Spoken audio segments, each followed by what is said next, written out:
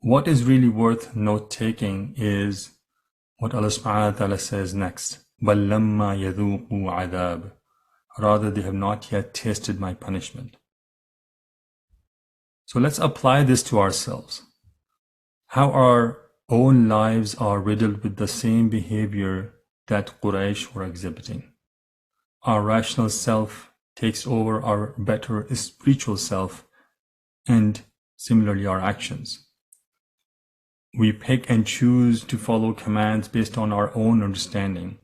And as an example, when you hear Muslims talk about different actions and how they rationalize it based on their own understanding, they belittle the consequences of that action. So let's pick backbiting, which is a serious sin.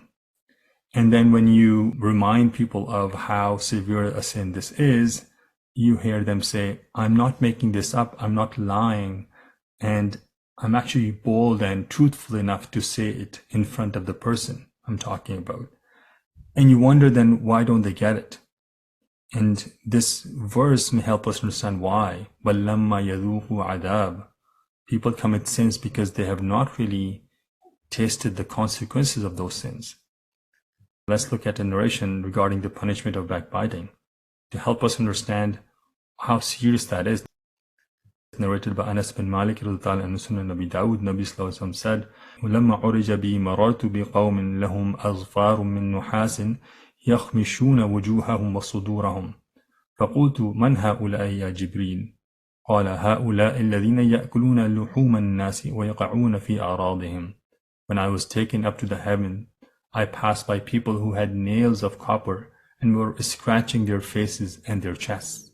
I asked, who are these people, Jibreel? He replied, they are those who eat the flesh of people, meaning they backbite and they attack their honor. Allah Akbar. Imagine if someone had experienced this punishment, would they still be bold enough to backbite others? Most likely not. But even when we are not aware of the exact punishment of a particular sin, the general punishment in hellfire should be enough of a deterrent. Narrated by Abu Hurairah radhiyallahu anhu, and Muslim, Nabi sallallahu alaihi wasallam said, نَارُكُمْ هَذِهِ الَّتِي يُوقِدُ ابْنُ آدَمَ جُزْءٌ مِّن سَبْعِينَ جُزْءًا مِّن حَرِّ جَهَنَّمَ.